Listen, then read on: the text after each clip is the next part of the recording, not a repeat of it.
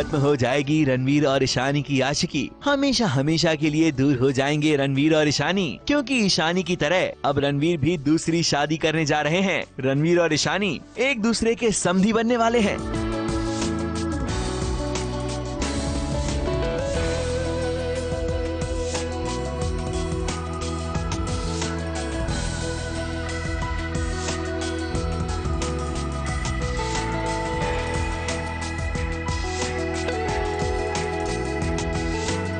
एक वक्त था जब इन दोनों की आशिकी दूसरों के लिए मिसाल थी। सब यही कहते थे कि कुछ भी हो जाए मगर रणवीर और ईशानी एक दूसरे से जुदा नहीं हो सकते। और अब वक्त ने एक ऐसा मुकाम ला खड़ा कर दिया है कि कभी पति पत्नी रहे रणवीर और ईशानी अब समधी बन जाएंगे। ईशानी के पति निर्भय की साली से रणवीर की शादी होने जा रही है।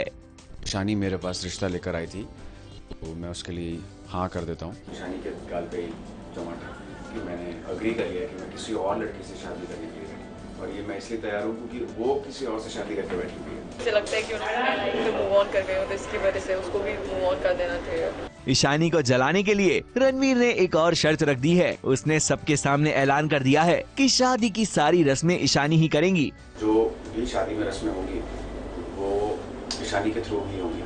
हमारे गुजराती में तो रोकी की जो सेरेमनी होती है वो भाभी करती है लड़की, सो मैं भाभी, so I will be doing the ceremony. Nirbhay और ईशानी के घर रणवीर अपने पूरे परिवार के साथ आए और ये देखकर ईशानी जल भुनकर राख हो गयी। मगर क्या करें, ईशानी मजबूर है। निर्भय उसे दिन रात धमकाता है और रणवीर की जान बचाने के लिए ईशानी को वो सब कुछ करना पड़ेगा।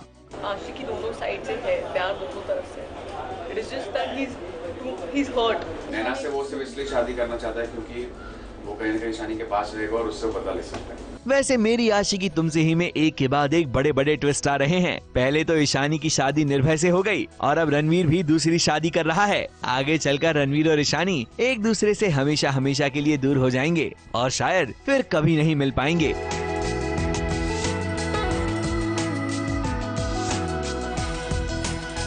ABP news report.